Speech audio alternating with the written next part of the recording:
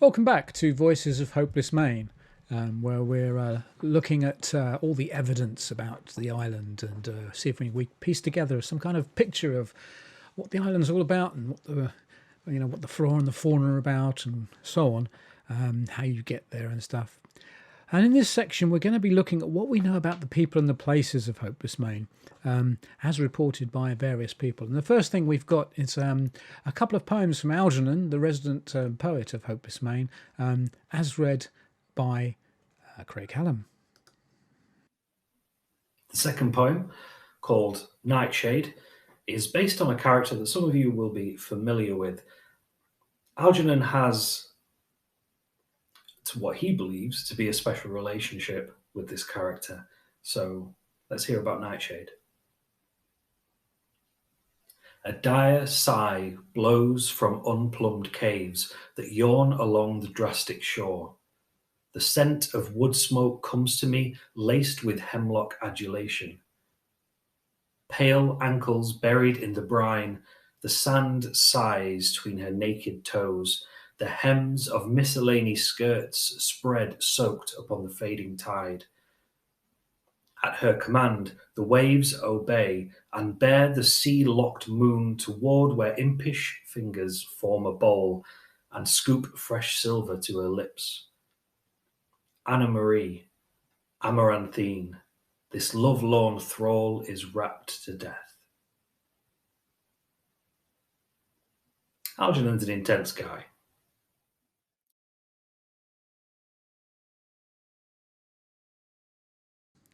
So there we go. That's Nightshade from Craig Hallam. So that was all about Anna Marie, who's one of the great characters of Hopeless Maine. Another one is someone called Melisandra, who's a little bit more enigmatic, shall we say, a little bit stranger. Well, let's see what she's got to say for herself, shall we?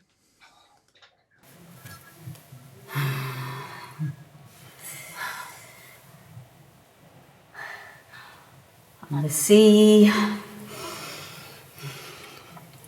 on the earth, always under.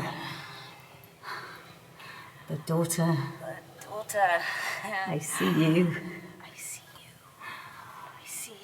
I see you in the lighthouse beams, sparking off the scales of my kin in the deep. I feel you in the spines on my back.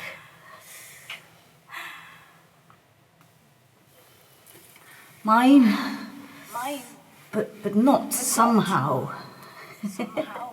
Brine in your blood, earth in your bones.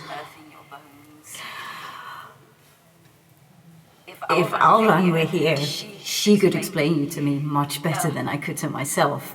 But my mother, her tail flickered down into the unfathomable trenches long ago. My own mother, her tail flickered down. Darusmi says the distance between you and I isn't as big as I make it, or as complicated. Who knows?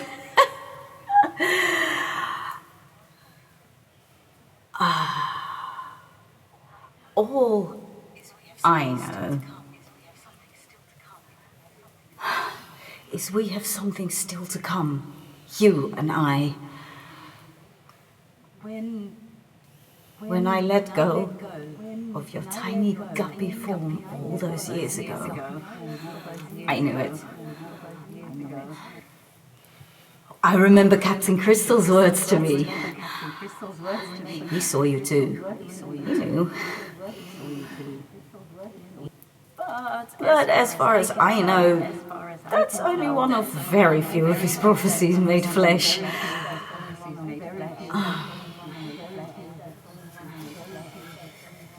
The deep birthed us, our line of women, and drew us all to mate with this island. Our line of women, all of us, one way or another. Somehow to mate with this island. The vast deep binds us and separates us in equal measure, and child, I think I hunger for more. I hunger for you. I think I'm hungry.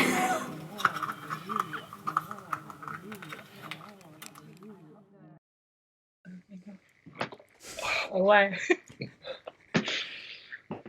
Oh, Wow. that's so good. That was absolutely amazing. We're just absolutely blown away. Yeah, so when I saw that, I thought, you're going to like this. Oh, Because again, I should explain to anyone watching who wasn't watching earlier that Tom and Nimue haven't seen a lot of this stuff. They deliberately didn't watch it. And so I get to see their reactions having seen it, watching them watch it for the first time. So brilliant. so I was going to say, yeah, Absolutely. I hope that makes it clearer for you, Brilliant. Yeah. Yeah. She's drawing on content that is on the Vendetta. I didn't quite know where she was going to go with this, but there's some collaborations on there that Abbe and I did a while back. Yeah. And I go, oh, that's that. So that's really cool. Yeah, I recognise some of the story as well and some of the little things in there. So that was really cool, very cool. And she was awesome. That was, in case anybody missed it, that was Suna Dasi. Her imagining of what Melisandre would be, and in fact, I think she's going to be in the movie. Yes. Yes. Anyway, moving on because we've got very little time. Here's another poem. Now, a lot of youngsters who are Hopeless Maine are orphans, and they end up at the orphanage. Algernon wanders alone across the island a lot, and so he often gets an intriguing look at places that you might find familiar from his own special perspective. This poem is about the Pallid Rock Orphanage, which I'm sure you all know well. A bell tolls, books close, a candle gutters on the breeze, and they swarm from haunted door to gambol in the gloaming under the comely spectre's smile that reveals bones beneath.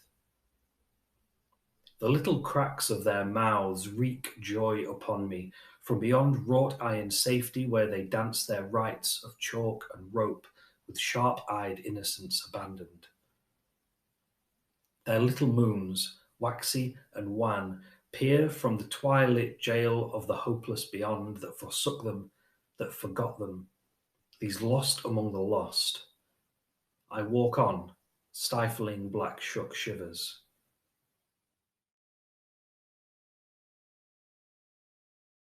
Good evening. We are the Hopeless Maine Scientific Society, and we are currently seeking new members. Ours is a very important group, dedicated to researching the strange flora and fauna of the island, and to building a better understanding of how this place works. Or, quite frankly, doesn't.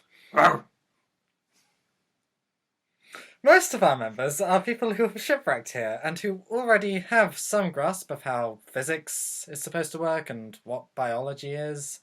If you have been horrified by dust cats, you might want to consider joining us. We've been working for years on trying to debunk dust cats, and to prove conclusively that the impossible little beasts are in fact a hoax. You could be a part of that work. Science calls for courage. It calls for a determination to trust your logic and reasoning and not break down in the face of the inexplicable. Do you have what it takes to die for science? I ask because there are reasons we've had to have a bit of a recruitment drive recently. I won't lie to you, this is a dangerous work, and the survival rate of members of the Hopeless Maine Scientific Society leaves a great deal to be desired. To which end, we're especially interested in recruiting a folklorist with fieldwork experience. This is not an admission that supernatural things are true and real, let me be clear. We just think it might be helpful to have someone on hand who has insight into how the supernatural creatures might behave if they were real, so that if we are all caught suddenly in the same delusion again, we won't just die horribly. Arf! My current theory is that the miasma hovering over the island produces hallucinations that drive us mad, and then we kill each other. And that, for example, that incident last week was because Investigations Jones believed himself to be a werewolf, and acted as a werewolf while Tobias Sprogg, late member of the Scientific Society, also succumbed to the miasma, thus leading to the belief that he was being torn apart limb from limb. He was so convinced by this hallucination that he died, messily. The human mind is a very powerful thing. Together, we can understand what's really happening on the island. Together, we can make sense of things. Do you have questions that torment you late at night? Do you have a pressing need to make sense of the visible constellations, or to understand how and why donkeys get on roofs? Join us.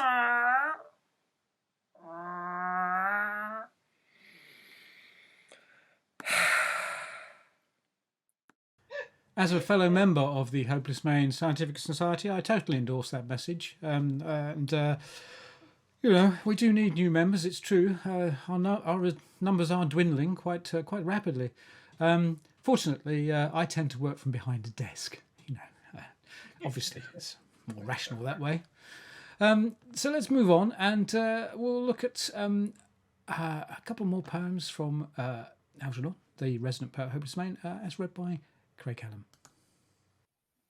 Although the island of Hopeless Maine is full of other people and other things, Algernon spends an awful lot of his time alone. And so we come to this poem, Beneath the Trees of Hopeless.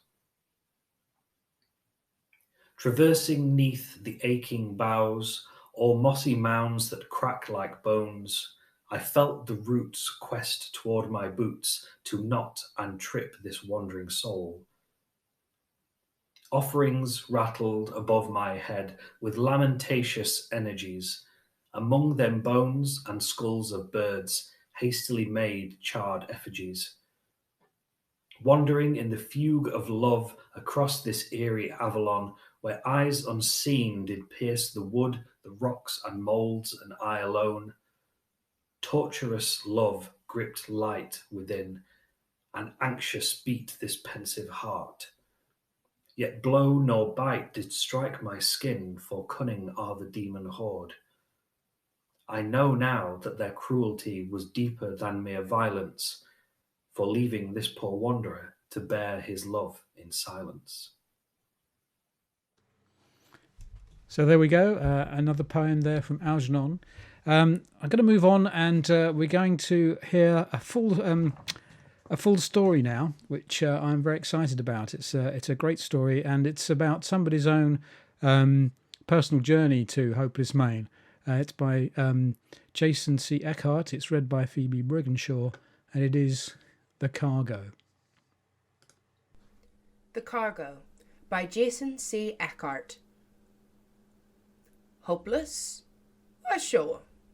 Know it well. Right up number 1, further in Wiscasset, not so far as Bath. Take a right down one of them peninsulas there. Watch out for the town line sign and put your lamps on. Funny thing about Hopeless, fog clings to it like a burr to your sock. Up the coast, down the coast, sun's shining, boats are out, all's peachy. But Hopeless, socked in. The old man paused in his travelogue to squeeze a few more pennies worth of gasoline into the truck's tank. The man must like his pipe, thought Seeker. He never took it out of his mouth while speaking, and didn't seem too concerned about a spark from it dropping into the gas tank he was watching with half-shut eyes. The old man pushed his wiry brows together. Queer sort of place, Hopeless. Takes you up that-a-way. Delivery, said Seeker. The old man's eyebrows rose. Delivery, huh? Said the old man, meaning delivering what, Flatlander? When Seeker gave him nothing more than a smile in return, he turned his attention back to the handle of the gas pump. Takes a passel of juice, don't it? He grinned up at Seeker from around his pipe stem. Seeker shrugged. Expect so, he said. Got me here from Boston, but I doubt it'll get me much further. Hopeless is what, 2-3 hours north of Portland? The old man pushed his free hand into his pocket and jingled some coins or keys. Yeah, a couple 3-hour ought to do it. You won't make it tonight, though. Some good hotels and inns round Portland. Half moon up to Freeport if you want to get some more miles in. Seeker stretched and leaned against the cab of his truck. Nah, he said. Had my fill of driving for today. Got any place local you can recommend, mister? Oh, yeah. Mrs. Duddy's on Danforth Street. Respectable place, mind, no fancy girls or any of that. He leaned towards Seeker and gave him a leer that could curdle milk. Course, you want that kind of thing, I can find it for you. Right then, Seeker's ideal vision of a bed did not include a girl, fancy or otherwise. He thanked the old sinner and got Mrs. Duddy's address from him. Suit yourself, youngster. That'll be $5 even. Seeker paid the man and climbed into the cab of his truck. He found Danforth Street easily, a long street sloping down from the city's crest to its waterfront. Mrs. Duddy was as proper a Yankee lady as he had been led to expect. Tall, straight, well padded by decades of honest toil and church dinners, and just a glint of granite in her look to assure you that she'd brook no nonsense in her house. Seeker stowed his grip in the room she showed him, paid for his lodging up front, and after checking to make sure his truck was locked tight, ventured out to find dinner. Mrs. Duddy had recommended a joint on Commercial Street, just down the hill from her establishment, as being tolerable. They at least don't serve liquor there, as some places do in the old part, she sniffed.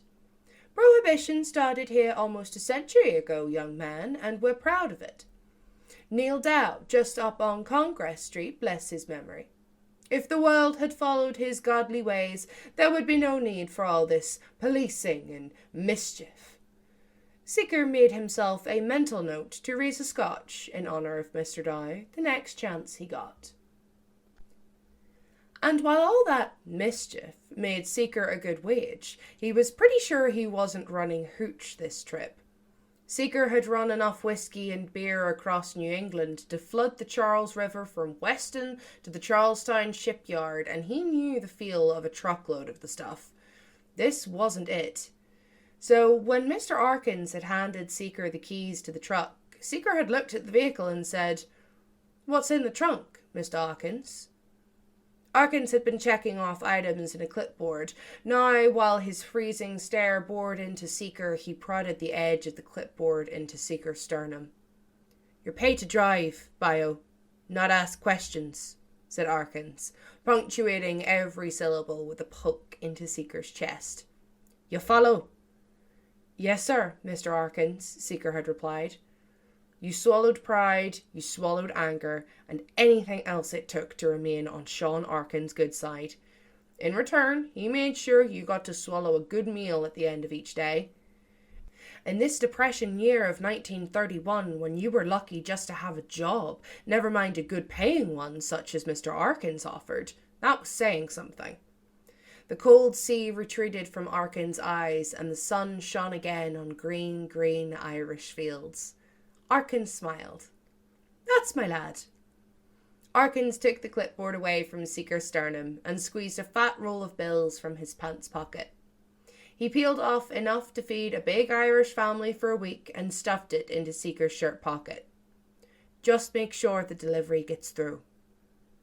A wink, and Mr. Sean Arkins turned to other concerns. So what was in the truck then? Seeker pondered this over the codfish cakes and baked beans he had for supper that summer evening. It wasn't booze, probably wasn't guns. Guns weighed a lot. This he knew from past runs and from the cold, angled weight in his own trouser pocket. No, not guns either. And why to some god-forsaken corner of nowhere called Hopeless Maine? From what the old man had said, it sounded like a coastal town. Usually Seeker and his confederates strove to the coast to pick up shipments, not to deliver them. Seeker estimated he would get to Hopeless by midday the following day. Someone would be there to meet him and supervise the opening of the truck. All on the up and up. So why all the secrecy? Before leaving on his trip, Seeker had been talking to Straps, a friend who ran trucks down to Rhode Island. A couple of years before, way out in the boondocks, somewhere south of Providence, Straps and his truck had been jacked by a rival local gang. Obviously a local gang. If they had known the truck belonged to Sean Arkins and co., they wouldn't have gotten within a mile of it. Long story short, when the hijackers broke open the truck, instead of hooch, they had found bodies. Old bodies, bodies in shrouds and in coffins, sometimes just in winding sheets, and all destined for some Yankee gent in the village of Pawtuxet on Narragansett Bay. A special order for Mr. Arkins, no questions asked. Wanting to cut their losses and not wanting a truck full of corpses, the hijackers had abandoned the truck, and in one of the strangest collaborations of those wild times, had tipped off the Rhode Island State Police. Nothing much happened to the Yankee gent. Money still spoke volumes in Rhode Island.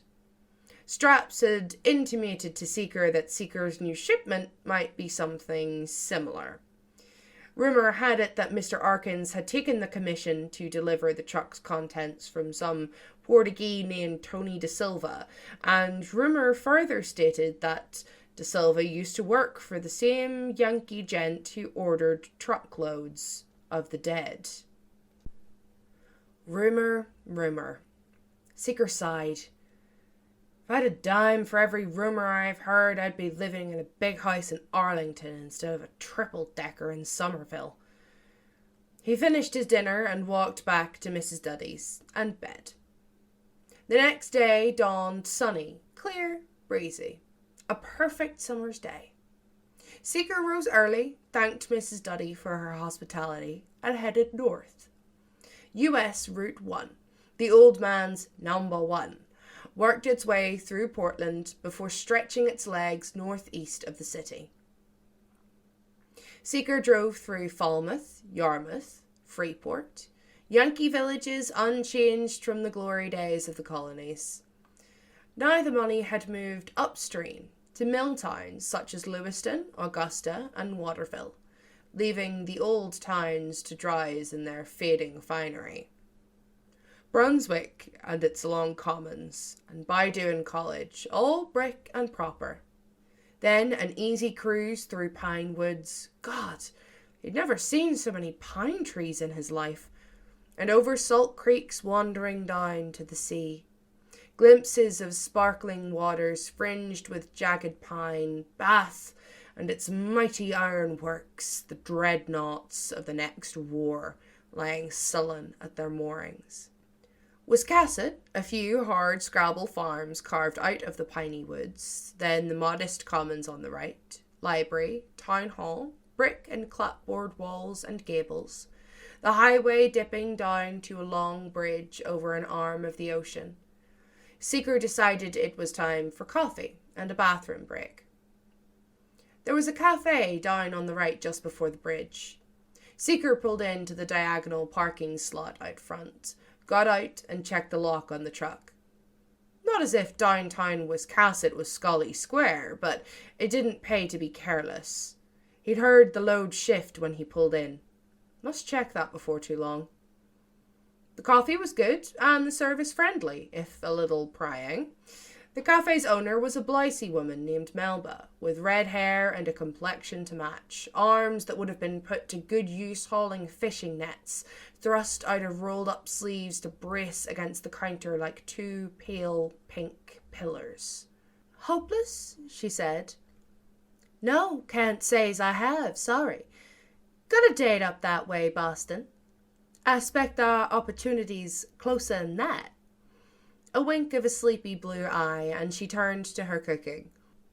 Seeker sipped his coffee and looked out of the window at the water. Two large sailing ships lay just south of the Route 1 bridge. They looked as if they had lain there a long while, and would lie there a good while yet. Strakes parting as they dried out, masts stripped of rigging and beginning to lean, the hulls themselves settling into the tidal mud. The cafe owner noted the direction of Seeker's look and swung back towards him with easy, liquid movements of her hips. "Rotting away, ain't they?" she said, and leaned her folded arms on the counter. "There's a story there." Seeker sighed inwardly and resigned himself to a delay in his trip. He didn't want to be rude. His mother had brought him up better than that. But he did know that Mainers just went about things a tad more slowly than they did in Massachusetts. 'Twas back in the 70s. 2 brothers from somewhere up the coast, Josiah and Enoch Calder, owned them ships and made a mighty good business of 'em too, carrying goods up and down the coast from New Brunswick to the Cape. Everybody knew 'em, everybody liked 'em. Married 2 local gals, sisters even, if you can believe it. Double ceremony in the Congregational Church. Everybody was there. She dimpled at Seeker. Not that I'm old enough to remember, of course, but my gram was there. Event of the season it was. All the best people there. Anyway, so Enoch and Josiah sailed their ships and married their sweethearts, and built matching houses on Front Street, overlooking Sheepscot Bay, that gave 'em all their money. You can see the houses if you walk around the point. Can't miss 'em, actually. Some said it wasn't natural, them 2 brothers having so much good luck. Always rung the ship's bell 2 and 3 to announce they was in port, riding in on some sweet southern breezes. Always had the good weather. And just when a competitor set sail, up and comes a storm. Some said it was supernatural, if you catch my meaning. Deals done with the devil and all. Despite himself and the urgency of his task, Seeker found himself becoming interested in the tale. The devil, hints of witchcraft. Hadn't New England rid itself of that particular kind of madness a couple 100 years ago? It amazed him that in this modern era of radios, automobiles, and aeroplanes, some folks still believed in such things.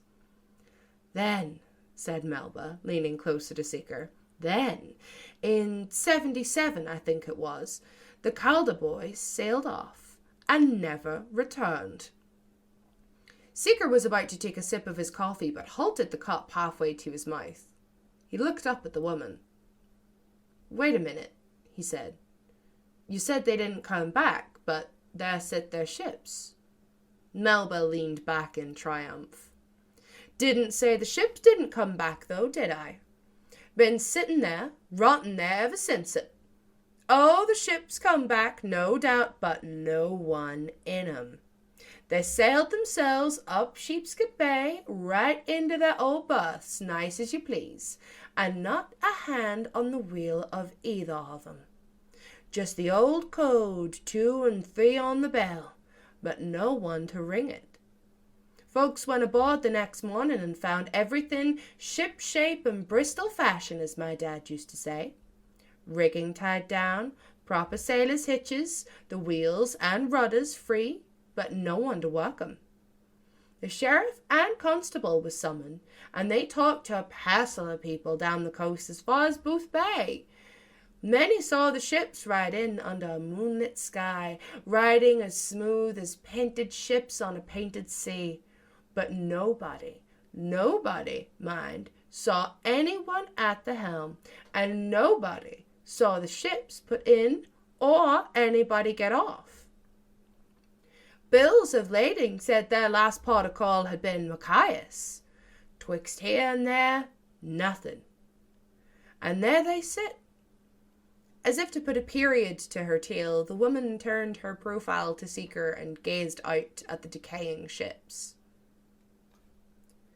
Seeker paid for his coffee and a slice of blueberry pie that Melba had insisted he try. None better between here and Canada. He walked out of the cafe and down to the harbour, where the 2 derelicts settled into their muddy graves.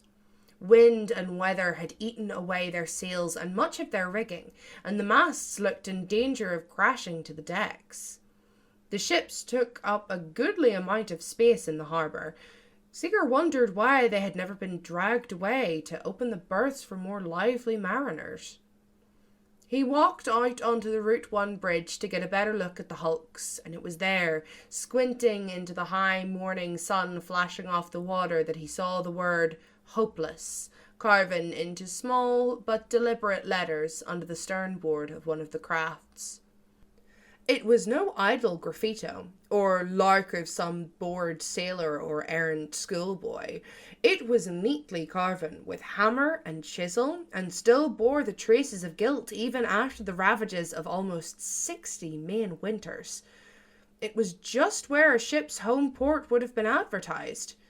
Seeker wondered how no one, including the voluble Melba, had never noticed this legend right under their very eyes. Then the sun moved in its eternal course. The flash of its brilliance shifted ever so on the water, and the words vanished into the dry rot and scoring of the ship's hull. You had to be in the right place at the right time, and it had been Seeker's dumb luck to have stumbled into both. Newly energized by his discovery, he trotted back to his truck. He jumped in it, fired it up, backed out onto Route 1, and shot across the Sheepscot Causeway towards his destination. There was still some doubt in Seeker's mind about finding the town that didn't exist on any map, but he at least was sure that it did exist. More pine woods, more marshy, salt creeks. The sun threw pine tree shadows like regiments of giant spears athwart the road. They flickered over Seeker's eyes, disappeared in the blaze of open spaces, and flickered back again in the next mile. Seeker found a feel for the coastline growing in him, like the sense of someone near. The sea advanced, the sea retreated. Long peninsulas with granite foundations and palisades of towering pines, hiding villages with names like Robin Hood, Backnarrows, Friendship. Where was this blessed town? And hadn't the man said, before Bath, after Wiscasset? Seeker pulled onto the shoulder and took out his road map. There was Bath, biggest town on that stretch of the coast, and there was Casset, 20 miles past Bath. It didn't make sense. What was the big idea? Was the old man having the dumb flatlander on? It was more than that, though. Not completing a job for Mr. Arkins was not something you bragged about. It wasn't something people even talked about. Usually folks who didn't complete a job for Mr. Sean Arkins didn't live long enough to talk about it. Seeker pulled up the map closer to his face, searching for the word hopeless. Hopeless was right. Edgecombe, Newcastle, Boothbay, Camden, even a Belfast, b'God, but no hopeless. Route 1 cut a clear meandering line up the coast from Kittery to Calais, with 100 towns strung along its length like beads on a cast-off necklace, but no hopeless. Seeker started to sweat. This wasn't funny. No, not at all. Mr. Arkins would not be pleased. Ask a local, he thought. Yeah, that's the ticket. Seeker shoved the truck back into gear and pulled out onto the main road. Asking a local turned out not to be as easy as it sounded. First, you had to find one. Route 1 became a very lonely road, walled in by the endless leagues of towering pines and nary a town to stop in. Here and there, stark walls of granite shot up alongside the road where dynamite had cut through the bedrock. Seeker crossed more tidal creeks, winding their way down to the Gulf of Maine in no hurry at all. Like the rest of this blessed state, thought Seeker. There, a country store with gas pumps out front. A sure sign of civilization. Hopeless? No such place, mister. Seeker drove on, wishing he could hide both his Massachusetts plates and his broad Bay State bray. A farmer out scything meadow grass. Hopeless, you say? Guess so. Never heard of it. Say, what's in the truck, son? Odd town, Seeker thought. The closer you get, the less people know about it. A loud thump shook the truck. Seeker swore and looked in the side mirrors. Nothing on the road behind. The tires were all still intact. He glanced behind him as if he could look into the closed, hidden interior of the truck. More settling, he decided, though why the cargo should do so on such a flat, even road was beyond him. A lesser thump. He looked back again, then at the road ahead, just in time to see a worn sign reading Elis flash by on the right. He jumped on the brake, and whatever it was definitely crashed into something back in there this time. He turned the truck onto the sandy shoulder, waving on the car that sped by him in a fanfare of horn, and shouted curses at "Drive us from away." Checking his mirrors, Seeker backed the truck up slowly until the chipped and battered sign moved opposite his passenger's windows again. Elis, it read, all right. And was that the shadow of a P in front of it? Now, too, he saw there was a road leaning off beside the sign. How had he missed it? Too caught up in driving, getting there, wherever there was to notice, no doubt. From the cell behind him came a muted rumble or rustle, as of something turning over in its sleep. A shiver flitted up Seeker's spine and neck. He couldn't be quit of this shipment quick enough. Cutting his wheel to the right, he edged the truck around the sign that might or might not have read "Hopeless Once Upon a Time," and began the long drive down the lonely road. It was pavement, cracked and bleach grey by the Maine sun, but pavement anyway for the first several miles. Here and there, along its length, were houses with steep, pitched roofs to shed the snows, and porches that sagged into the weeds. Cars sat in some of the yards, but most lacked wheels, motors, doors. Rain had worn and pitted the paint, and pine spills draped over them until they looked part of the landscape. No one was going anywhere here. Silence like a heat haze hung over all. The woods grew close to the road, and when the pavement finally gave way to sandy soil, the trees' wide fans of dark green reached over the road until Seeker felt he were driving through a tunnel. The truck swayed over ruts and old frost heaves like a ship upon a restless sea. From the back now and then came bumps and shiftings. No doubt about it. I hope the cargo isn't battered to all pieces, thought Seeker, squinting through the green gloom to avoid the worst bumps in the road. Through gaps in the branches, the summer sky lost its vibrancy, turning from a pale robin's egg blue to a grey, neutral, non-colour. Seeker felt a cold chill creep into the cab beside him. On and on the road uncurled itself under the trees. It grew more narrow still, and Seeker was glad that there were no other vehicles on it. Where would they go? Hardly room for one. Even the lonely houses with their sad, glazed eyes had ceased. Though he could not see through the dense woods, Seeker could feel the land paring away on either hand, growing narrower and tighter, and long arms of the sea reaching longer behind him. At last, just when pine branches began scratching at the truck's sides, the trees pulled back. Ahead of Seeker was a dwindling, rocky neck of land that ended at a small shack and the ramp of a ferry landing. A ferry, rust-streaked, wide and flat and lopsided, with a small cabin on the left from which a smoking stovepipe zigzagged up, sat rocking lazily at its slip. Beyond that, nothing. The ocean's grey-green surface humped and dipped for only 20 feet or so past the end of the land before disappearing entirely into a wall of fog. Sky, sea, all were a uniform shade of non-white.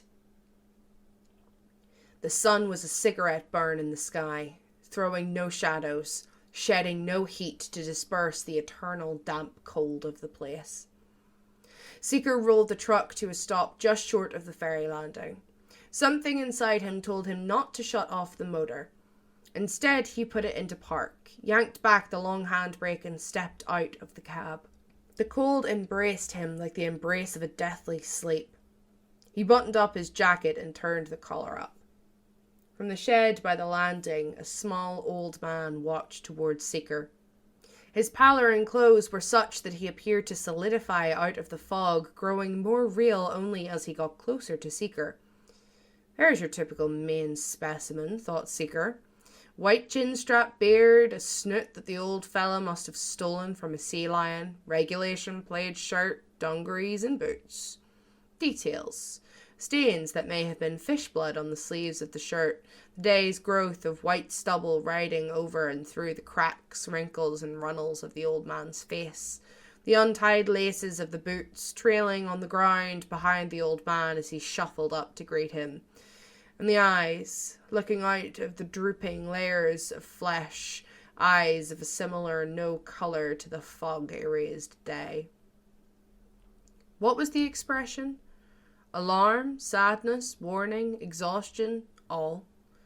He stood staring fish-mouthed at Seeker as if he had never seen a human being before. Seeker cleared his throat.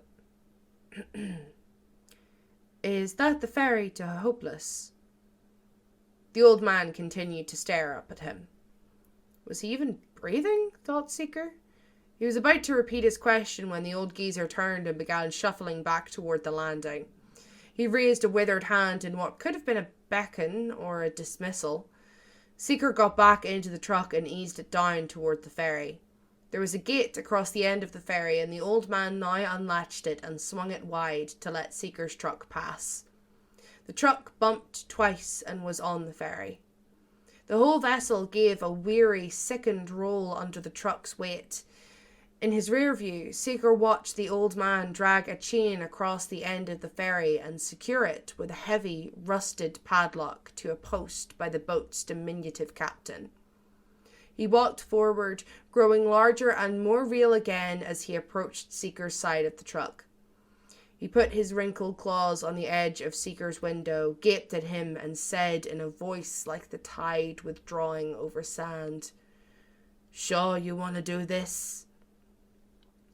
Seeker blinked. He could swear the old man's mouth hadn't moved while he spoke. It was as if something deep down inside the ancient spoke up through him. Yeah, said Seeker. I want to do this. He choked out a laugh. Ain't like I got a choice, is it? Always got a choice, son. His mouth did not move. You don't know my boss. You don't know Hopeless. And with that, the old man released the truck's window and shambled to the wheelhouse. The ferry's engine growled and burbled into powerful life. It roared defiance at the deadening fog all around. The fog swallowed it all. Seeker put the truck into neutral and yanked back the handbrake, got out of the truck and slammed shut the door. The bang of it, like the engine's rumble, disappeared suddenly, completely, in the foggy wastes. Something slid like a wet mattress across the inside of the truck.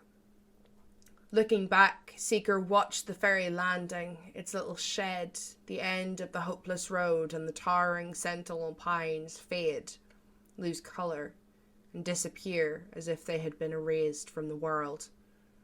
All he could see now was the stern of the ferry and the oily, disturbed water it left behind. How long the ferry trip took, Seeker could not say. His watch had stopped at noon, straight up. Damn fog's gotten into it, he thought, tapping it with his fingers. The sun, for whatever indication of time it may have given, had been blotted out completely by the fog. All points of reference were gone. The ferry and its burden churned through an eternity of fog without ending or beginning. Only the ocean, heaving itself listlessly against the ferry's hull, gave any feel of movement to it all. And even then, where?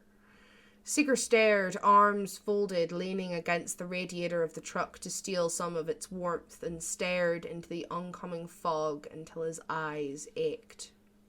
So the minutes passed. Pallid walk. Seeker started and turned to see the old man standing at his side and pointing into the murk ahead.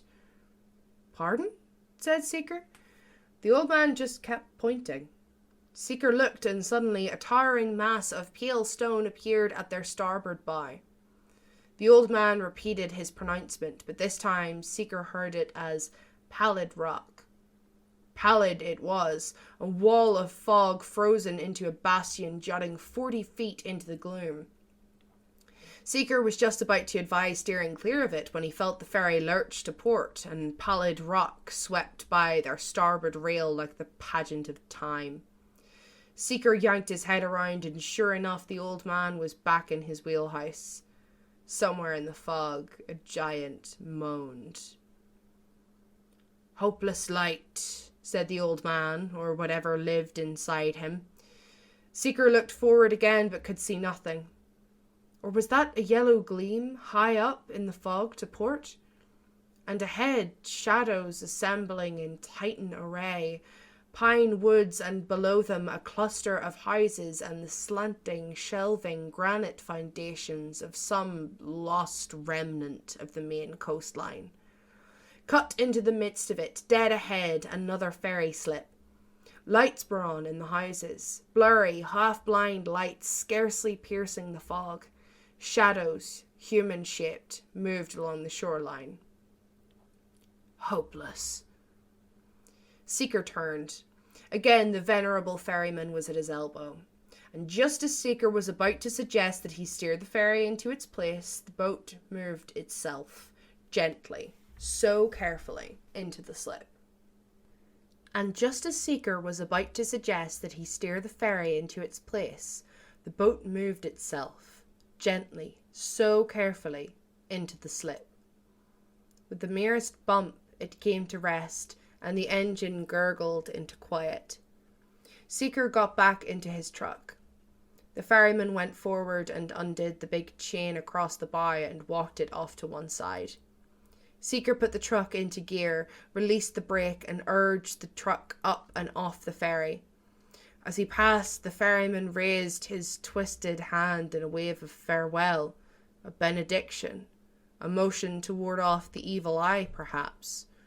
Watching him in the rear view, Seeker noted that the old man never set foot upon the island. Now that he had arrived at the island, Seeker did not know where to go next. Left, right, it all seemed the same to him, and the locals, the charcoal thumbprints he'd seen from the water, grew clearer in his sight, but no more real. They floated over the cobbled ways more than walked. When their faces became clearer, Seeker saw they never blinked, had no emotion in them at all. They stared at Seeker and his truck as though they had been tossed up out of the ocean, a beached sea creature out of some forgotten Renaissance map, doomed to pant out its last breaths upon the cold stone. Seeker scanned the growing crowd with some unease. He put his hand into the pocket that held his pistol. This was not supposed to be part of the deal. A simple delivery, a word or two with some down east bumpkin, then back home. Not this silent, staring rabble, not this uneasy sea and dank air. He craned his neck around and saw that the ferry was already gone, vanished, as if it had never been. Better get the time for the next one going back, he thought, if there is one. From the crowd to his right emerged a young woman, or a young-looking woman, he thought. There was a depth to her expression that belied the smooth 20-year-old features. She was tall and slender and moved with the thoughtless grace of mist upon the wind. Unlike her fellow townspeople, she radiated emotion, calm, interest, welcome. Her yellow hair was free and flowing in the salt breeze, unusual in that age of the boyish bob and tight cloche hats. She wore an old-fashioned dress the colour of seagrass, and a shawl the turquoise of a curling wave. She was the most beautiful woman Seeker had ever seen. As he watched, spellbound, the young woman moved up beside his window. She smiled, and Seeker could not look away.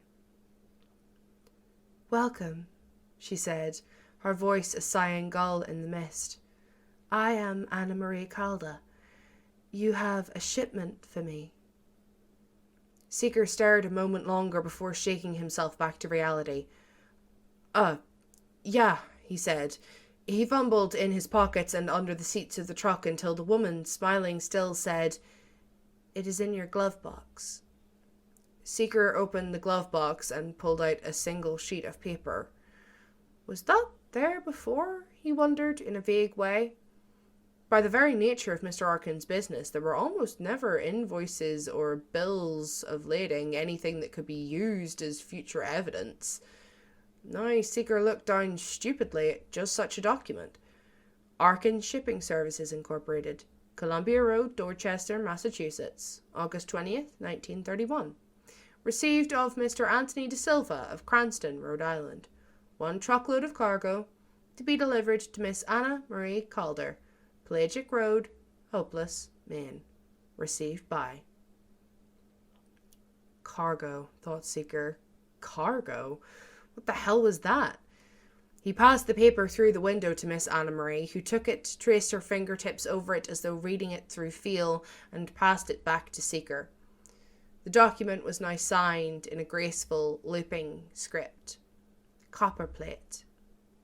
The word rose from the distant lands of Seeker's childhood school days to glow before him and disappear. "If you would be so kind," said Miss Anna Marie. She raised a hand like an ornament of china and drifted off through the crowds up the road to the right.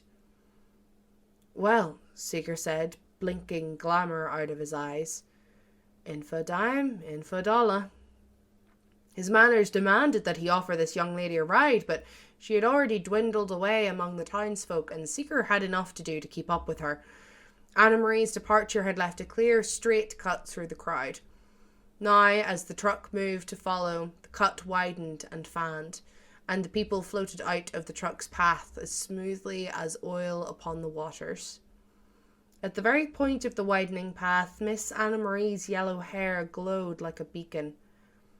Seeker followed the woman out of the crowd which closed behind him into a narrow road that curved around the swell of the island. Despite the woman being afoot, it took all of Seeker's skill as a driver to keep up with her. The road's narrow, he told himself, and the air full of mist. Pine trees clung to the sheer rock face on the left, clutching the fractured granite with death grip desperation. The slightest twitch to the right would send Seeker, truck, and mysterious cargo spilling over the cliff to disappear into the Gulf of Maine. But he was going 15 miles an hour, for crying out loud, slow enough for traffic, but faster than anyone walking. Yet the pretty woman with the yellow hair glided on before him as if strolling through a summer's field. Up and up curved the road like the thread of a titanic jar being slowly unscrewed. And when it was opened, what would emerge? The cargo in the space behind Seeker gave an equivocal shuffle. Through feel more than sight, Seeker knew that he had climbed high above the moving sea. The cliff face dropped, and the road took a sharp turn to the left. They left the ocean's cliffs behind and burrowed into the pine woods atop the island. The truck groaned its relief at the end of the climb. Another few minutes, and the pine woods pulled away like green-black curtains to reveal a mansion in a clearing. Seeker was no architect, but as he turned the truck onto the gravel semicircle before the mansion, he noted the tall, narrow windows, mansard roof, and ornate dormers of a more genteel age. The house was old, and its wings angled off into fog-shrouded depths of the forest. Anna Marie Calder was waiting for Seeker on the mansion's wide front steps. Seeker rolled the truck crunching over the gravel to a place just in front of the steps, put it into park, and shut off the motor. As quiet as a palpable and as all-enveloping as the fog rushed in. It rang in Seeker's ears as he got out and shut the truck's door as quietly as he could, not wanting to disturb the ancient island quiet. No such qualms from the cargo in the back of the truck. Sounds as if it were running in there, doing cartwheels, seeking egress from its metal prison. Seeker walked around the back of the truck and put his hand upon the padlock. "Open it, please." Miss Anna Marie stood as tall and as straight as a candle upon the steps. Her voice was calm and quiet, but her hands were clasped before her and her back was straight, and there was no doubt that her words were not a request. Seeker wiped moisture from his upper lip, pushed his cap back upon his head, and looked at the truck's rear door. The cargo threw itself at the other side of the door with a sudden crash. Seeker saw the door's hasp and hinges pull from the impact. As Seeker stared at it, there came a firm rapping. 2 and 3. "Open it, please." "Now." A wind had sprung up, but rather than dispersing the fog, it rolled it in tightened moving shapes. Between and through them flitted things with cats' heads and long, shining, metallic legs. Miss Anna Marie's lithesome figure had lost all its fluidity. Now she could have been cast in marble. Her hair burned a righteous flame against the trailing banners of fog around it, and her eyes were white-rimmed points of steel, pinning Seeker to the landscape like a moth to a page. He swallowed. 2 and 3. Numb, he looked down and saw that the key to the padlock was already in his hand. On the other side of the truck's door, something shouldered up to the door and breathed. Seeker still stared at the key in his hand. The fog still blew in ghostly ensigns from a battle long forgotten. Miss Anna Marie Calder still stared, and Seeker suddenly knew that he would never leave the island of hopeless Maine. Such a lovely story. It's a great story. And I've heard that 2 or 3 times now, having put together the visuals for that little video. And it's worth hearing more than once because you pick up on little things and little touches throughout. It's a lovely story.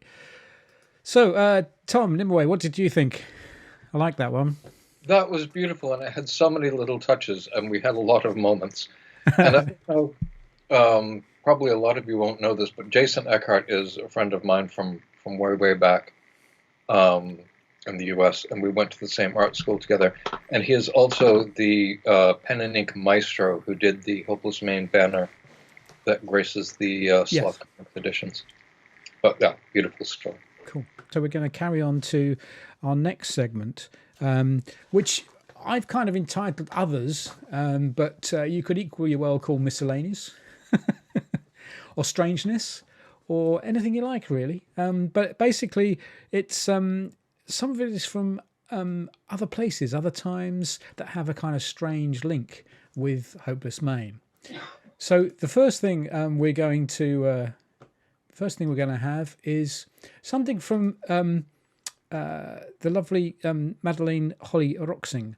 Now, she's the lady behind the Boston Metaphysical Society, a fantastic series of comics which are award-winning, and you can get them online. You can get them through places like Comixology. Fabulous comics. And if you've not come across them before, then this is actually quite a good introduction to the main characters in Boston Metaphysical Society. And it's kind of a crossover because it's kind of them arriving on Hopeless Maine. It's the arrival by Madeleine Holly-Rosing.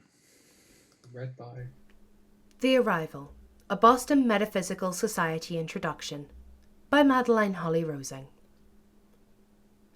I've not never been this far north, Mr. Hunter. It always be so dark? Caitlin asked in her light Irish lilt as the waves rocked their sailboat. Samuel Hunter squinted into the gloom. The fog never lifts in hopeless Maine. There must be a scientific explanation for it, insisted Granville, closing his eyes as he tried not to vomit.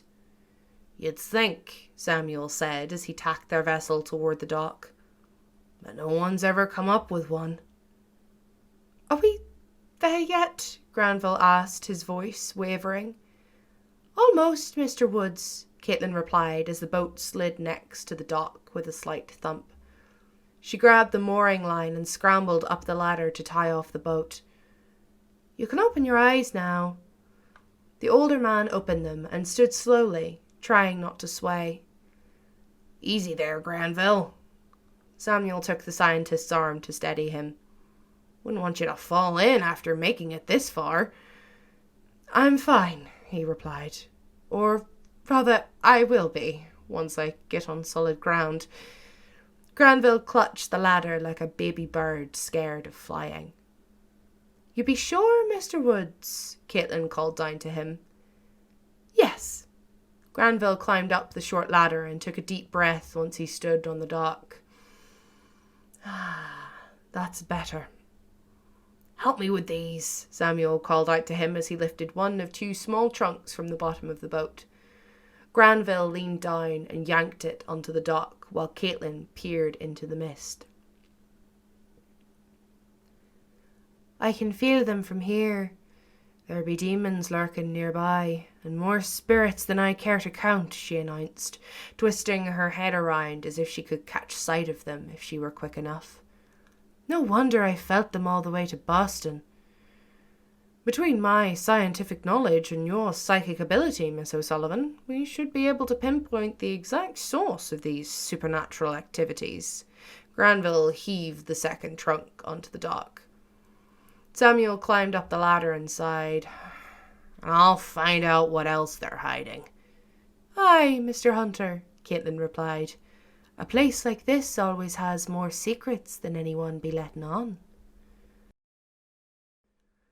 This has been a brief introduction to the characters of Boston Metaphysical Society, a steampunk supernatural series about an ex-Pinkerton detective, a spirit photographer, and a genius scientist who battles supernatural forces in late 1800s Boston.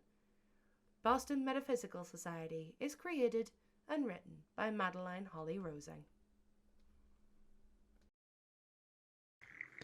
So there you go. That was a brief introduction to the characters of the Boston Metaphysical Society. So, Tom, tell us a little bit about how you know Madeleine and how these little things occur.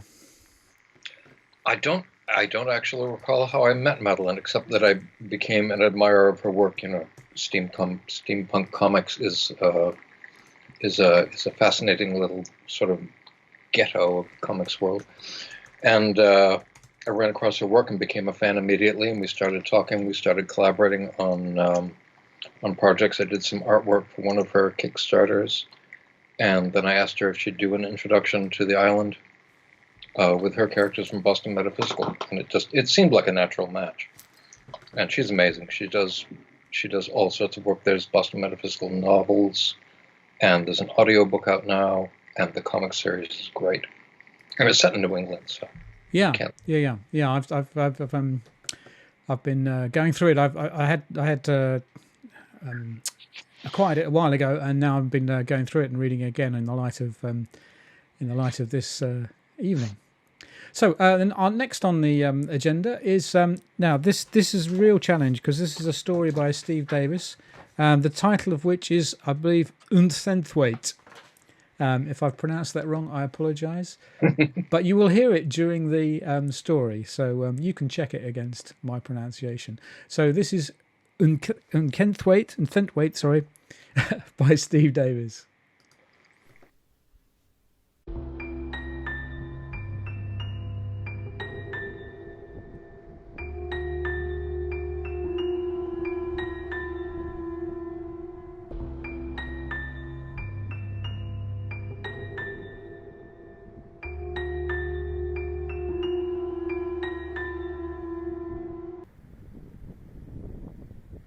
The boat undulated. The sea heaved and shivered. Pale cloudlight scattered diamonds of surf amidst the writhing ocean waves. Salt spray stung his eyes. He was far from the shore, far from the land, a tallow candle hour before the dark. The fish should be biting, should be rising to his bait. Ycenthwaite sighed. He clenched his fingers against the cold. His wife would berate him if he came home early, if he returned, afraid of the sea. He went to stamp his feet, and scowled instead. Huffed. Sat back down, stiffly, wrapped his jerkin tighter around himself. It's just the night, the cold, the rising waves. He shuddered. Memories of the girl god. He flinched. That had been terrifying. To be surrounded by wolves, at the command of... He shook his head. I must have been mad. He grinned, sourly. She hadn't believed him, of course. His wife. Why should she? He'd been babbling like a moonstruck calf about the mad godling, daughter of Keranunos. Gritted his teeth. It would go full dark soon, and in the dark the fish would rise, and they would eat for another few days. Another few days, he shuddered. Which bay was safer than Sherwood? Well, the Norman hold was not so strong, the law not applied so viciously, but it had its own dangers. Priests of the Christ of the East and old Norse families warred, not caring who got caught between them. There was a moment of stillness. Ycenthwaite raised his head. His craft bobbed lightly, as if caught by a sprightly current in a sheltered bay. The water was near reflective. The waves calmed. He could see the shore far distant. The monastery rose on the hill, visible high out to sea. At times, on calmer nights, the night singing of the monks could be heard out on the water. Ycenthwaite could see the ocean growing restive. Something rising, something boiling, something from the deep. He blinked against the cold and the salt spray, shaking his head. Dreaming, I am. Mad. Moon-cursed. He could hear something. Not the monks, whose song was high and plaintive. This, what he could hear. He shivered. It was more feel than hear. Goosebumps rose on him. He shivered. The boat heaved, caught by the rising sea swell. Something was rising. The sound was muffled, watery, but deep. Ycenthwaite shivered. There were creatures in the deep. Horses of the deep, he'd heard them called, that occasionally took fishermen who wandered too far out to sea. Even more occasionally, their carcasses washed up on shore, looking nothing like horses. Ycenthwaite shook his head. They were outsiders, foreigners, new to the area, new to it bay, and not let in on the jokes, made fun of because they were not born in the area. He shrugged. The idea of a horse of the deep. However would it breathe under water?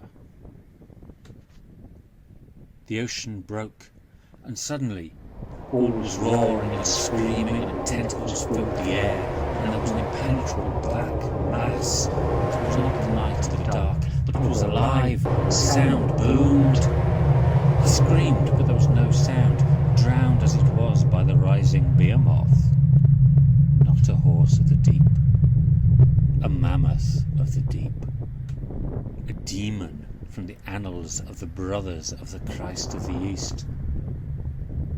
Black it was, and the ocean was sloughing off it, and it was rising, and the cloud-light glittered brightly on its skin, and there were tentacles, like ferns, waving gently in an unseen breeze.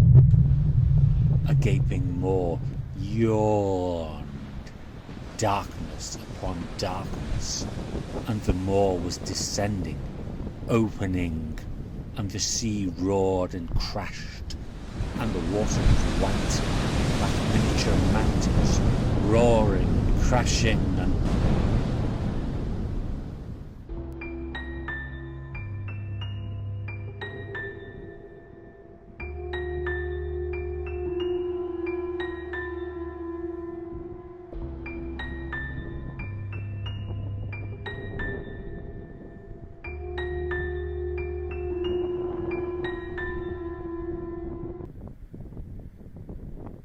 His mouth tasted of seaweed, salt spray,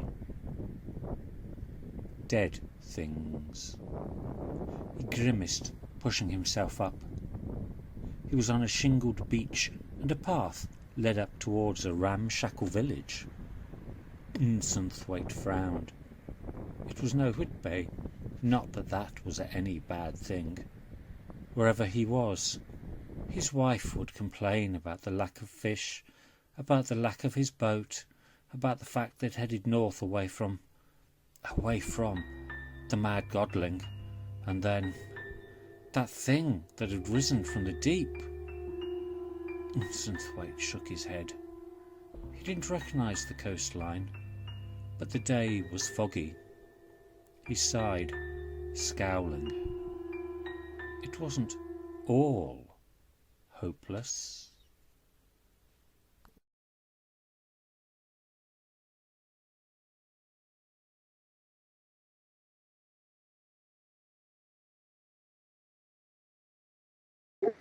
So that was Ycenthwaite from Steve C. Davis there. Lovely soundscapes there, and very otherworldly. Don't you think, Tom? Absolutely, yes. Yeah, I mean, it was. I've just realised what I've done. Bear with me. There we go. That's better. Yes, very otherworldly and very reminiscent of older gods and Cthulhu and things of that nature. It's all a bit Eldritch, really, isn't it? It is all a bit Eldritch, which brings me on to our next two pieces, which I'm going to play in a different order just because I'm feeling contrary this evening. So we're going to start, I think, because probably the first one puts the second one in context.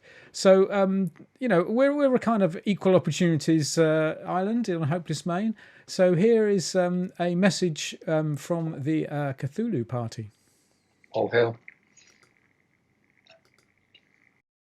This is EBC Television. Now on EBC, a party political broadcast from the Cthulhu Party.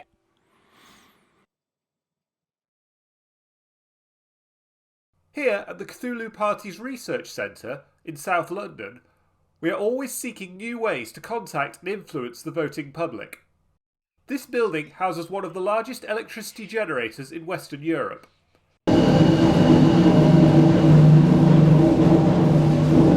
The building is soundproofed so as to present no nuisance to our neighbours.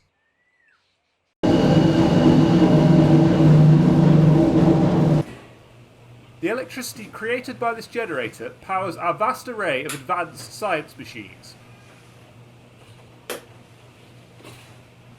Here, one of our technicians is diligently adjusting the equipment that allows us to amplify the thoughts of the great dreamer of R'lyeh.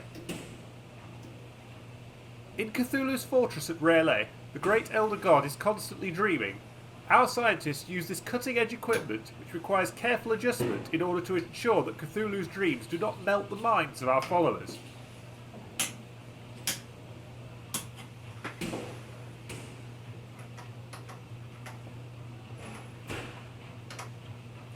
Using this equipment, Cthulhu's visions can be carefully managed and retransmitted to sleepers throughout the world.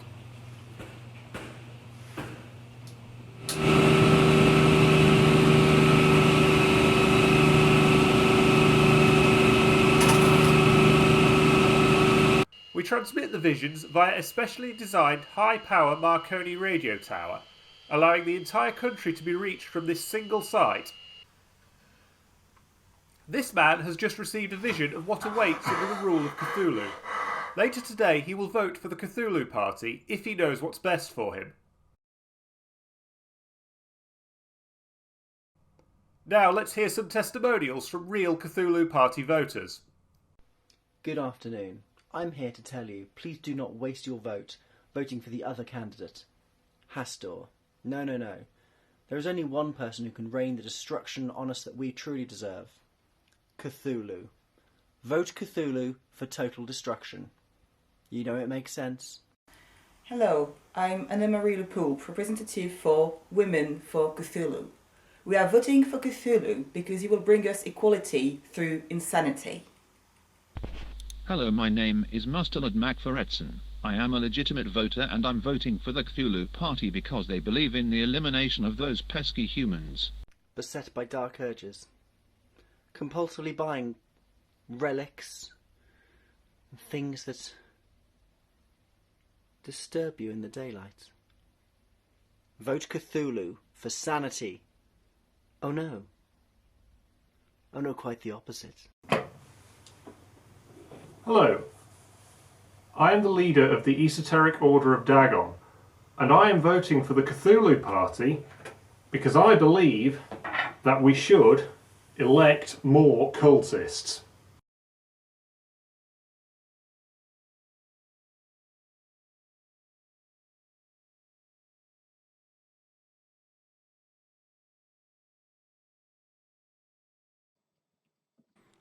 That was a party political broadcast from the Cthulhu Party.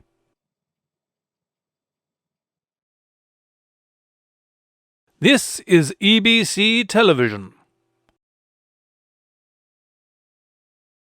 So there you go, a broadcast from EBC. So are you thinking about voting Cthulhu then, Tom? Why vote for the lesser evil? Well, exactly. Yes. I mean, if you're going to be driven mad by politics, you might as well go the whole hog. Yeah, yes, exactly. yeah, absolutely. Yes. Now, that party political broadcast featured a number of people that we know, but it was a brainchild, I suspect, of Andy Arbon, who has a very strange mind, and he has put together a video now, a very helpful video in case you want to make an Eldritch artifact. Which might be quite important if you're going to vote for Cthulhu and they get in power. You'll need an artifact. Yeah. So here he is telling you how to make an Eldritch artifact. I'll take notes.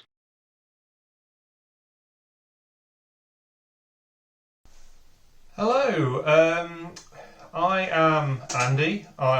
You may know me as the party leader of the Cthulhu Party. I'm here today as part of the Hopeless Maine festival, to talk to you about something I've made, take you through the process.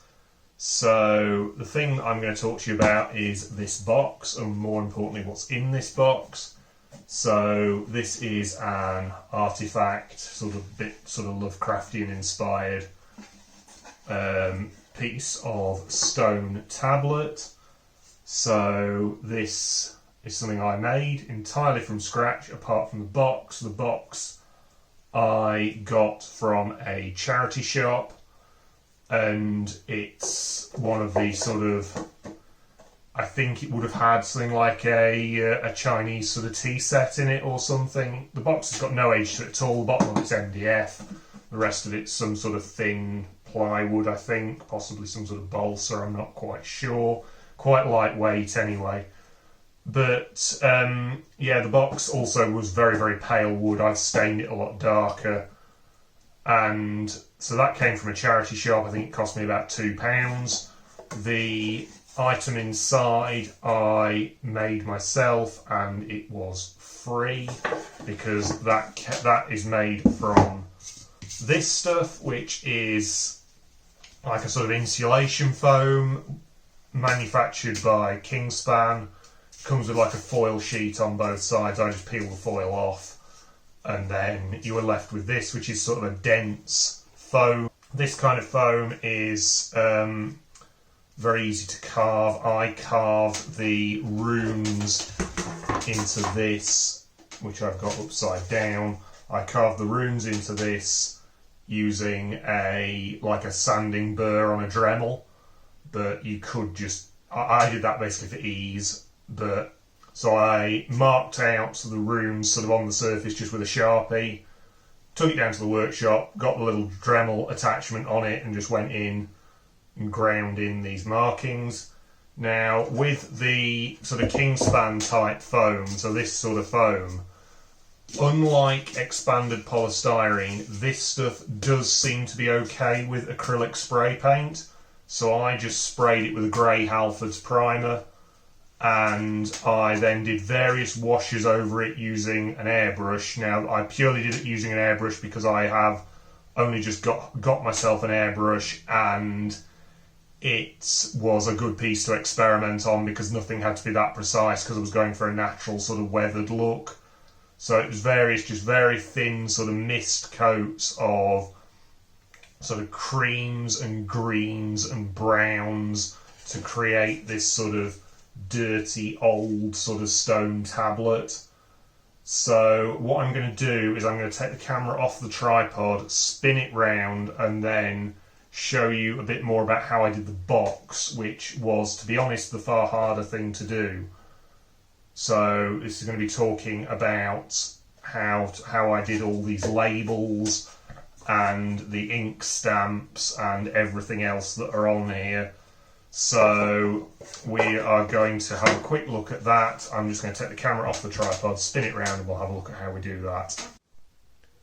Okay, so this is the top of the box, a bit closer up, so you can see sort of some of the labels and the stamps and things, and then some of the stamps going across the labels onto the box. So obviously this isn't something that you can just do with a printer and stuff made on a computer. Now, some of all of the labels here, so these sort of Ringwood Commission archives, the University of the South Riding, and all these other ones on here, apart from that one and the sort of postage label here, all of those are just done on the computer, very simply just done with tables in Microsoft Word. So these aren't even needing Photoshop or anything. These are literally just tables in MS Word. Logos I've found on the internet. Now the names on here, Ringwood Commission and University of the South Riding, are both things that appear in a novel that I'm writing. That's where I've got those names from. They aren't really they're nothing that actually exists.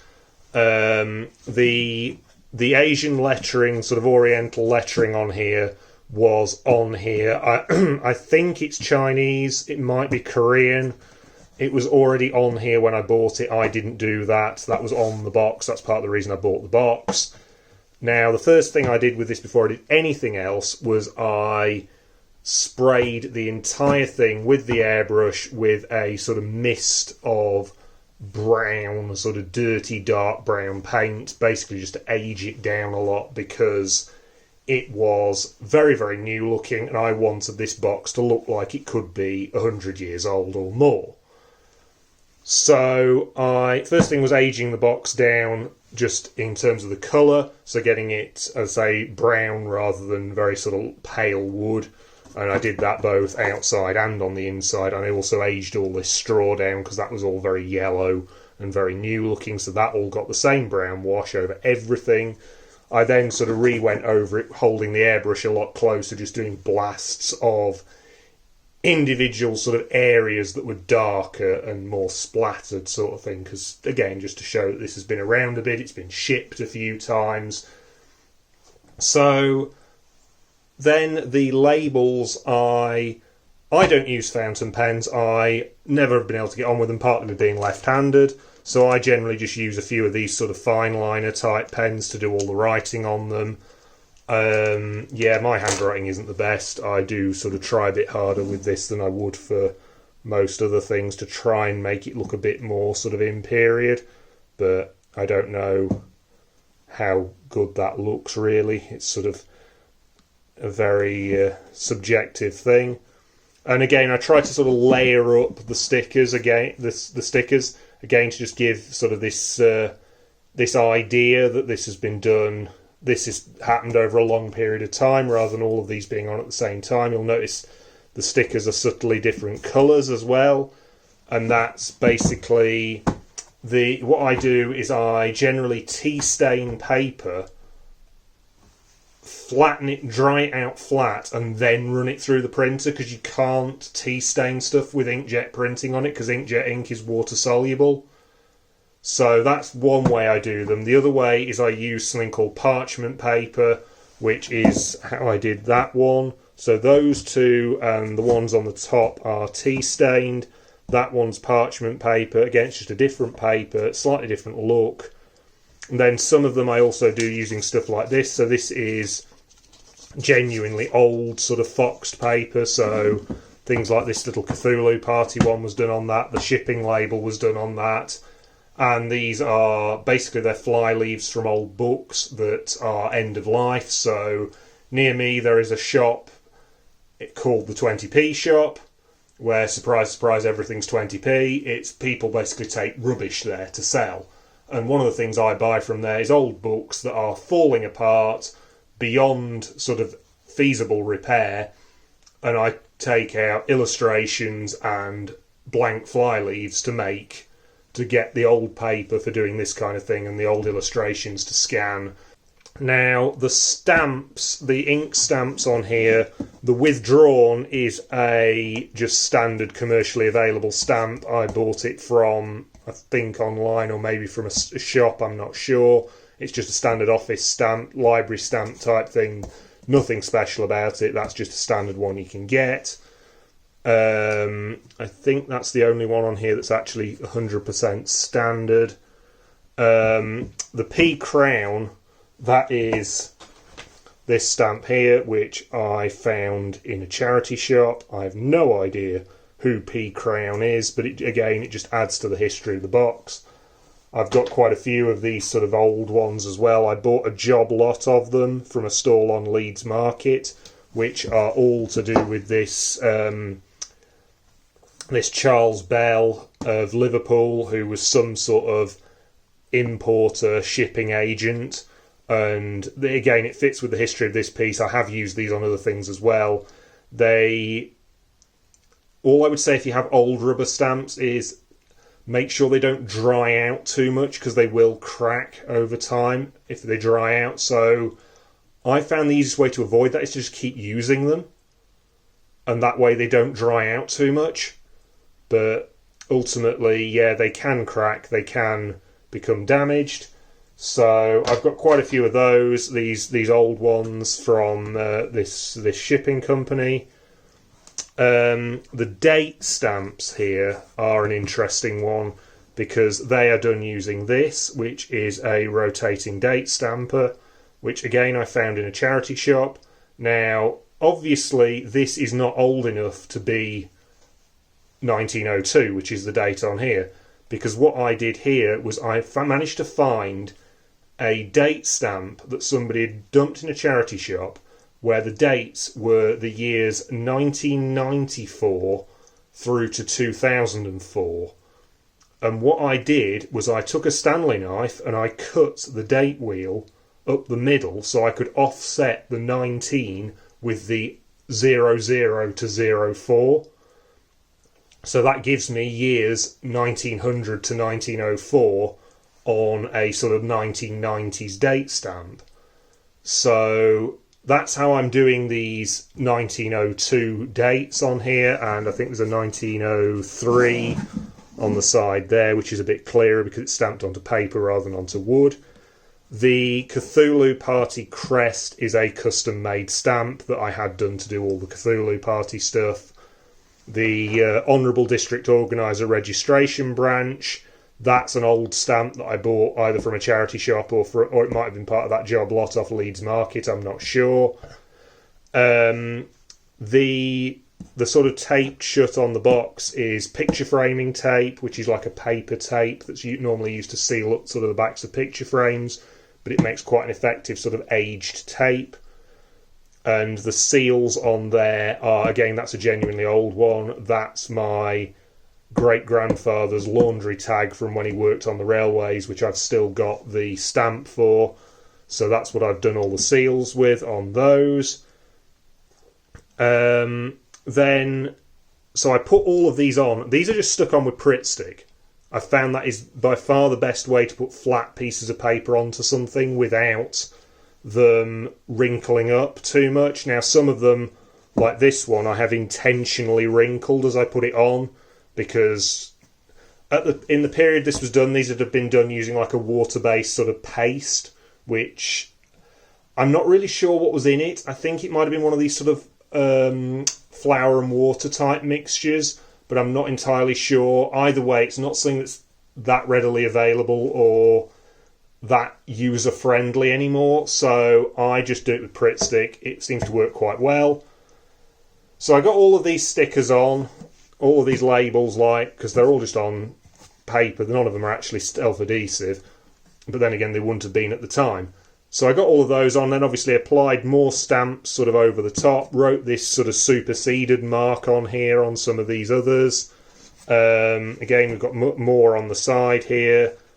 So I did that.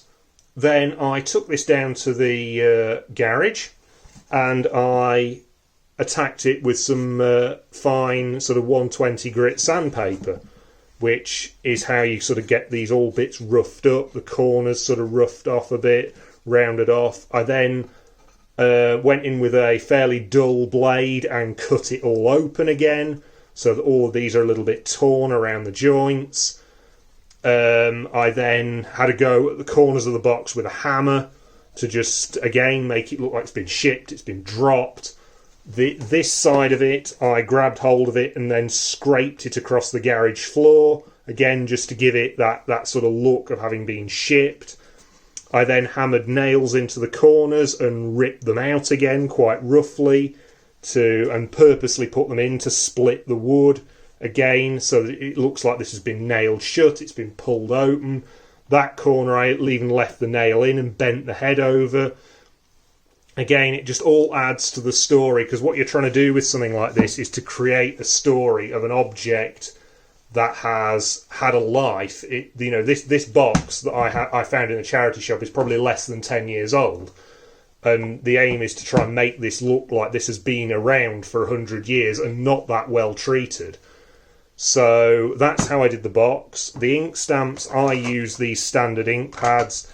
I've got a range of colours that I've seen on old documents. So I've got sort of a dark royal blue, a purple, a dark red and a darkish green.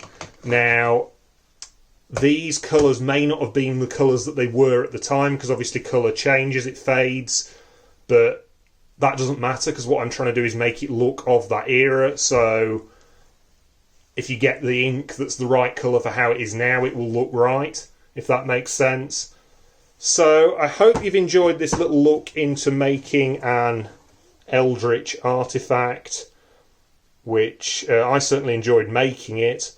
I'm not quite sure what I'm going to do with this. I might end up selling it because it's quite a biggish box and I don't really know where I'm going to put it in my house. It was kind of something I made because I found the box and I felt like doing it. So thank you very much for watching, and I hope you enjoy the rest of the Hopeless Maine Festival.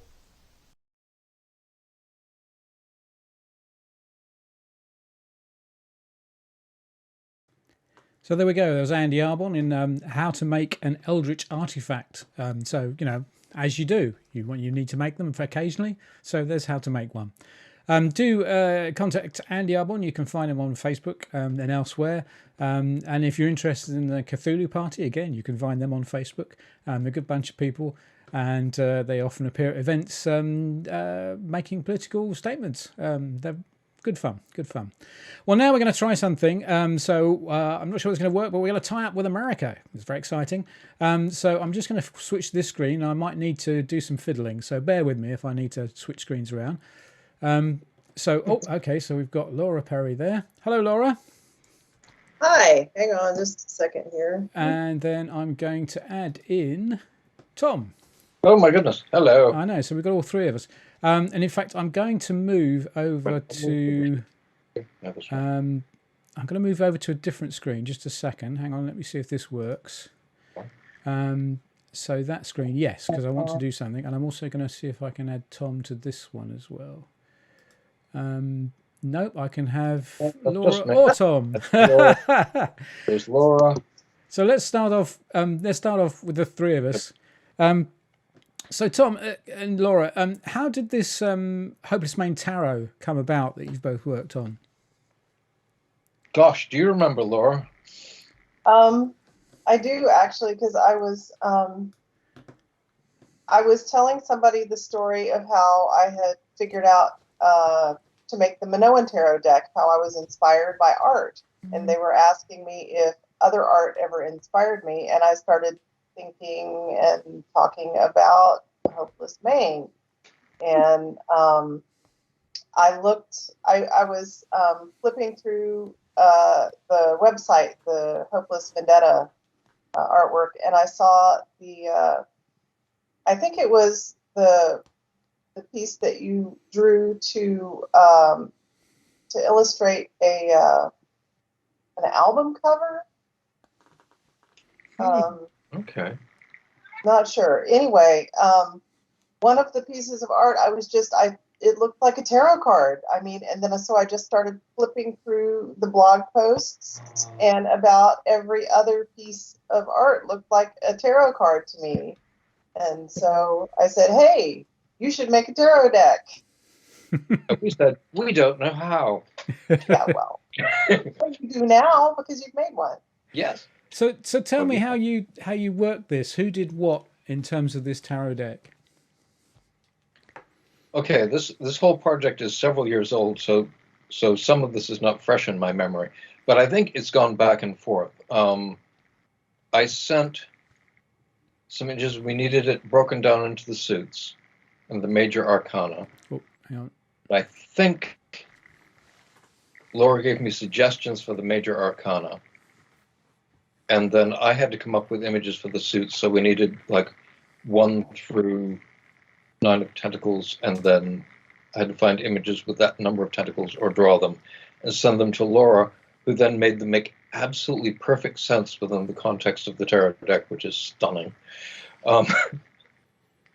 And I think that's pretty much, correct me if I'm wrong here. Yeah, I mean, it was very much a back and forth, collaborative effort. And the companion book, I think, is the biggest piece of fanfic I've ever written. It was marvelous. It was so much fun to write. The book is amazing and it's perfect, and it captures the spirit of the story. I mean, she was just so clearly immersed in it and spoke from inside the story when she was writing it. It's just amazing. Cool. Now I'm going to switch to. Let me get this screen right. No, it's this one. And I'm going to. I think Tom, you still with us? Hello. Yeah, I think you're still with us, so that's fine. Because on this screen I've got a few images, so I'm just going to show a few images. And right. Laura, would you like to just tell us about a couple of these images? These are the tarot cards, I believe. Yeah, do you want to tell us a little bit about this card? Well, that's the Wheel of Fortune. Uh-huh. Tom is staring at it's your art. But what does it mean? That's what I mean. That's what I'm saying. In terms of the tarot, what does that mean? Okay.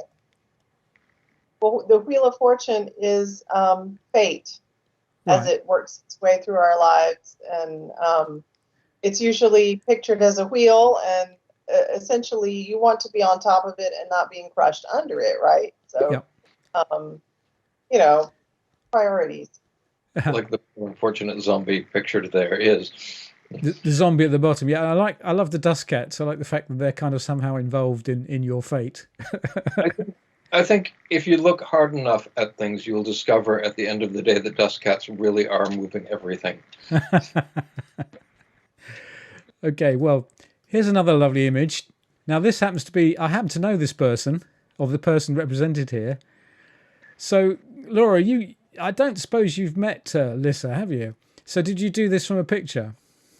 Sorry, did you get to know Lissa at all? Did Laura get to know Lissa? I don't think Laura and Lissa have yet been introduced, although I should. Yeah, so this is one of our friends. Now who is she representing? She is the Queen of Night Potatoes. Okay, and what's that in the tarot? Things you just don't get to say often enough. May I say it again? Queen of Night Potatoes. Well, it's how I always think of Lissa, actually. Yeah. But what is that in the tarot? What does that mean? What does that card signify?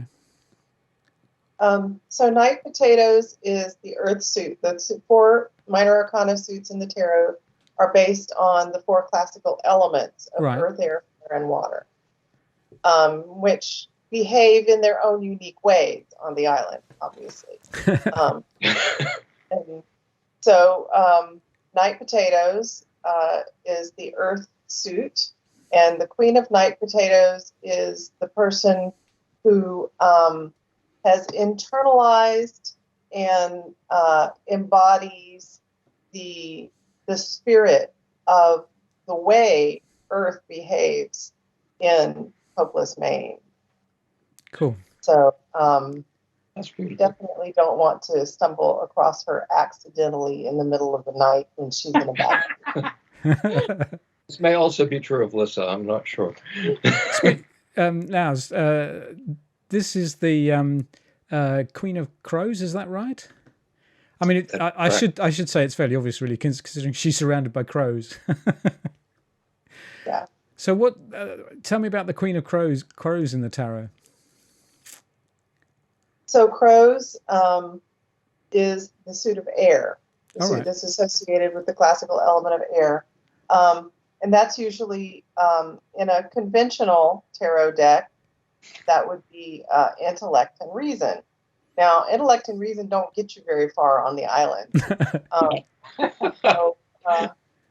So the suit of crows is its own kind of way of sort of flapping its way through the dark shadows of the world to get to where you want to be. Ooh, that's nice. Yeah. And the Queen of Crows excels at that. Cool. I'm just going to show one more of these lovely images from Tom. And I believe this is the Knight of Flames. Is that right? Have I got that right? Yeah. And again, what's the story here? Oh, okay. Well, so the flames obviously is the suit that's associated with the element of fire. Mm-hmm. And the knight is typically viewed as questing or searching for things. Rather, the queen and the king kind of have found what they need in the elements and how they want to be and how they want to relate to them. And the knight is still questing. And how one quests on the island can vary widely depending on how intrepid and or foolhardy you might be. And so I think we might be leaning from intrepid pretty heavily into foolhardy here with this one. So cool. So when do you think you'd use the Hopeless Tarot? What occasion would it cause you to start using the tarot to find out your future? You mean aside from desperation? Yes, I think that goes without saying. Perhaps if you come, go on. Sorry. Well, I mean, I think being stuck in the middle of a worldwide pandemic probably counts as a good occasion. Yeah. Who could possibly identify with being cut off from the rest of the world on an island? Oh, yeah, never mind. Anyway. Yes, yes. No, I agree. So tell us, Tom and Laura, the tarot exists now? It's out? It's available? The tarot is on the verge of existence. Okay. Did that not sound poetic? So it was one of the we did the last Kickstarter for the last graphic novel in the US, mm-hmm. and it did amazingly well. And we thought, okay, what's going to be the next stretch goal? And we thought, what would be a real, you'll forgive the expression, Hail Mary in this case. Yes. And the tarot was something that we wanted to do anyway and have a publisher for. And we talked to Outland about it anyway. So I said to Jeremy, what about we do the tarot? And he said, okay. And people were excited enough about the tarot that we did go over the top for that stretch goal. So here it is. Cool. Or here it is, rather, very much about to be. So the people who back that Kickstarter will end up with the tarot? Yes, yeah, and then because it's yes, and because it's Outland and because they're a publisher in the US, people will just be able to go to Outland and go to the Hopeless Maine section and order the tarot deck from there. Awesome. And they've got lovely US distribution, so people in the US will be able to get it at other places, large marketplaces. Probably in the UK too. I expect. Okay. All right. Well, thank you very much, Laura, for joining us. It's very kind of you to join us all the way from the States and talk to us about the tarot.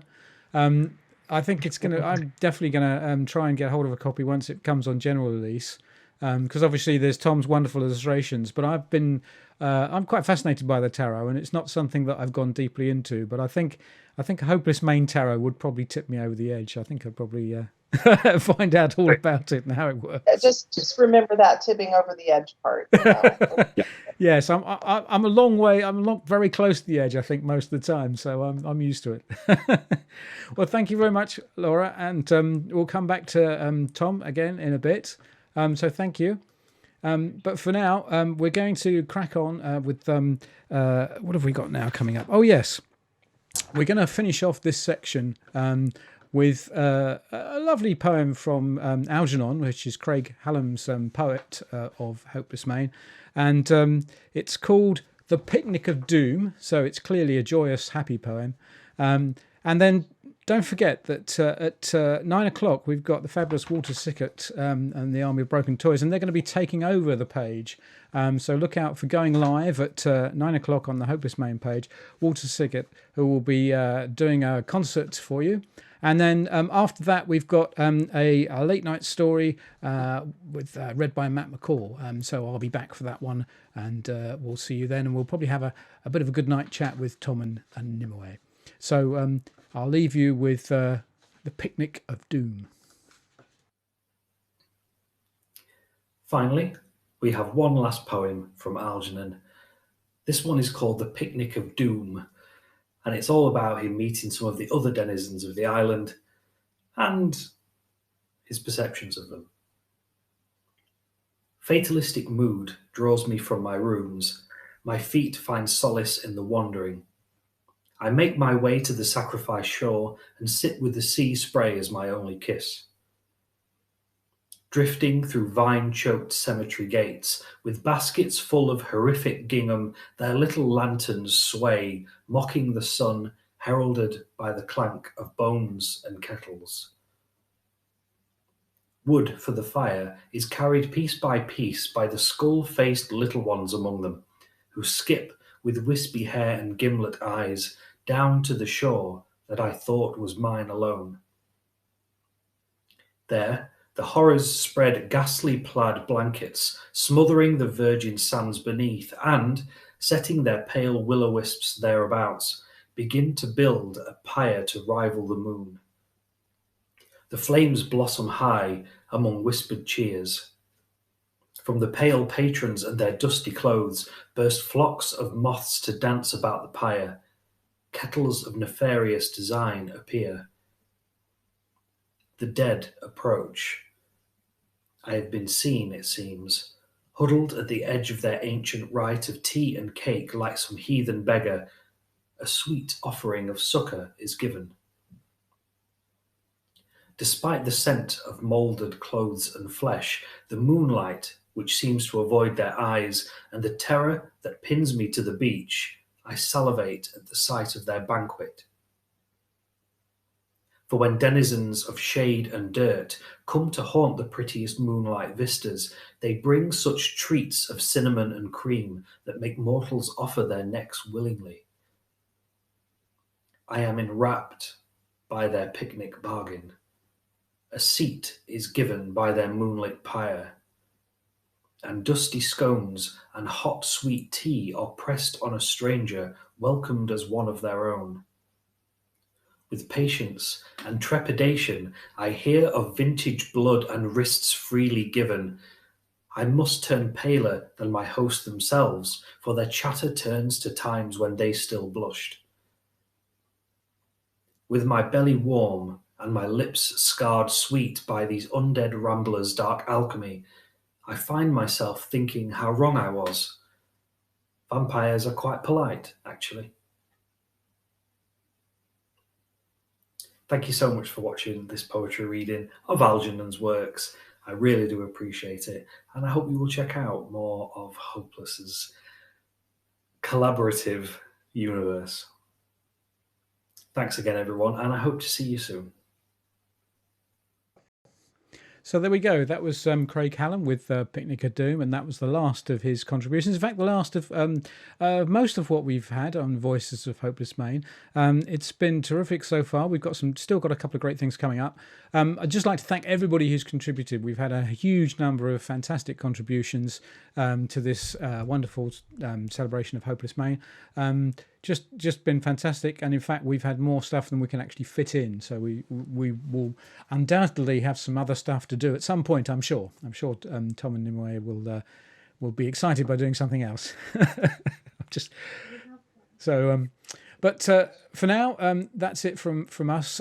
We will, don't forget, we've got Walter Sickert and the Army of Broken Toys who will be taking over the page at 9 o'clock, so look out for that. That's going to be terrific. They're doing a concert, and then after that we've still got one more thing, which is a story from Matt McCall, and then we'll probably say goodnight to you, I suspect. So do stick around for that, and we'll see you in a bit. Bye now.